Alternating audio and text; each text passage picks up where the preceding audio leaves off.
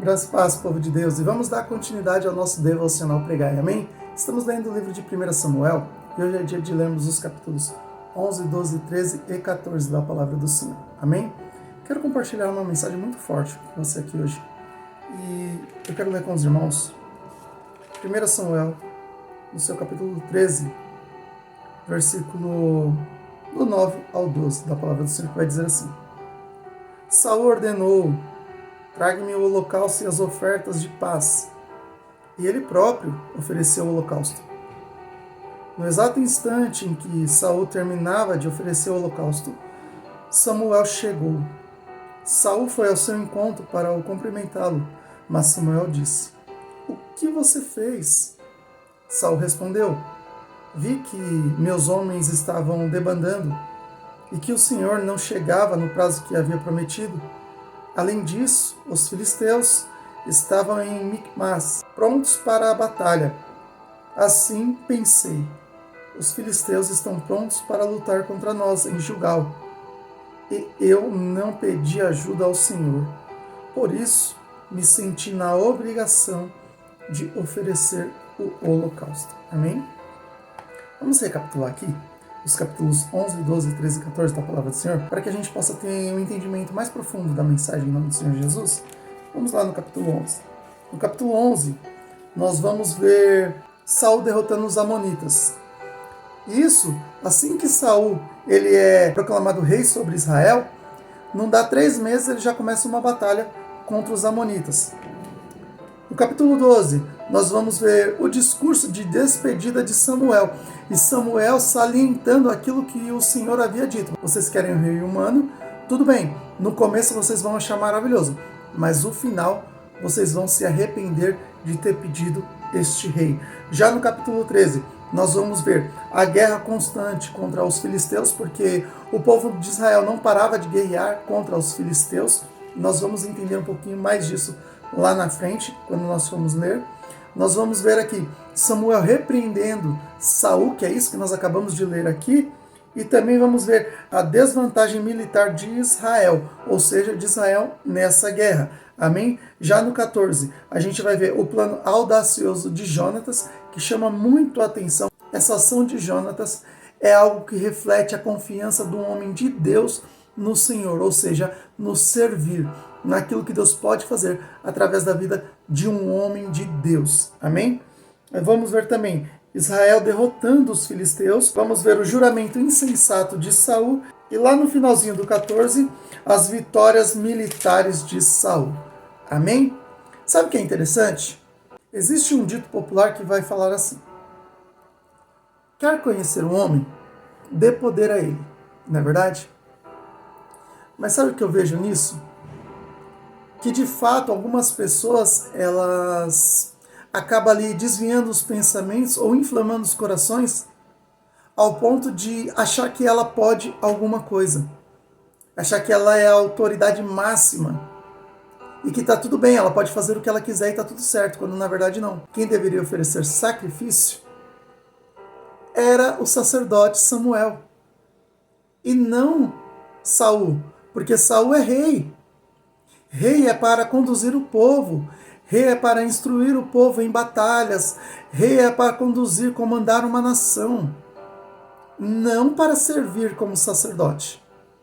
Por mais que Saul fosse rei sobre Israel, ainda assim ele não era sacerdote. Ele não tinha a comunhão plena que Samuel tinha com o Senhor. Lembra que Samuel, ele cresceu no templo, ele cresceu servindo a Deus, ele tinha uma comunhão maravilhosa com o Senhor. Antes de acontecer qualquer coisa, Samuel já sabia que iria acontecer, porque o Senhor o instruía sempre, antecipadamente.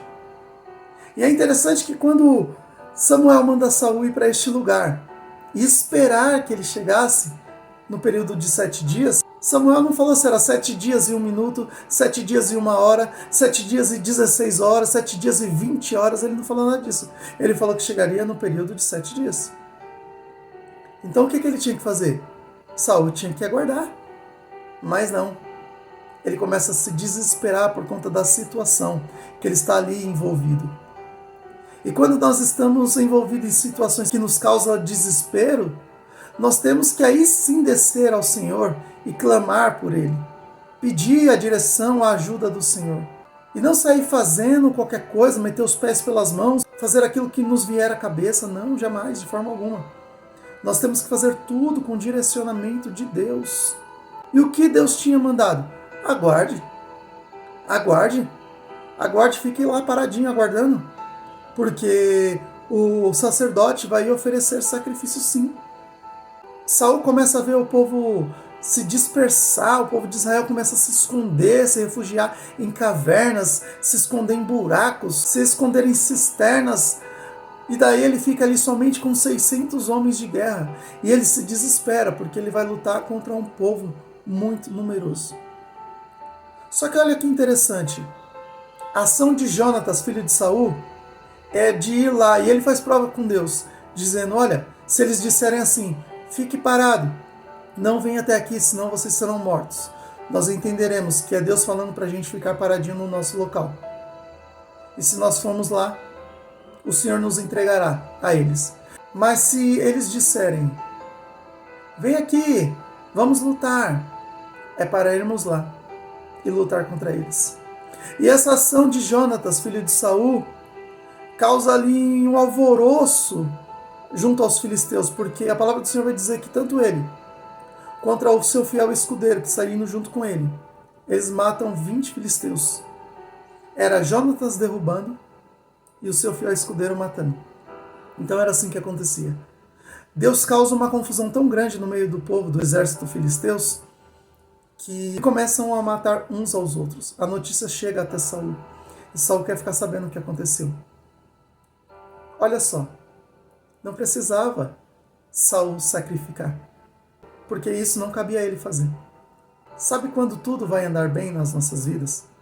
Quando nós entendermos qual é a nossa posição, qual é o nosso posicionamento, aquilo que devemos fazer, aquilo que é obrigação e aquilo que não é. Ele se sentiu na obrigação de sacrificar, mas ele não tinha direito de sacrificar. Saul se sente na obrigação. Que obrigação é essa? Se você não é sacerdote? Quem sacrifica é Samuel. Mas o Senhor é tão bom que ainda assim o Senhor dá vitória para o seu povo através de um ato de fé do filho de Saul, que é Jonatas. Ou seja, através do ato de fé de um homem que temia verdadeiramente ao Senhor. Amém? Que possamos estar nessa posição, fazermos aquilo que é a nossa obrigação, é aquilo que devemos fazer, e não fazer aquilo que achamos que temos que fazer. Ei, para de pegar prova com a mão, para de ficar pondo a mão em provas, coisas que não é para você fazer. Fique em paz, tá bom? Fique tranquilinho, vai servindo a Deus, escuta a voz do Senhor, entenda o que Deus quer que você faça, e assim você vai lá e faz conforme a orientação do nosso Deus. Que Deus te abençoe. Fique na paz do Senhor Jesus.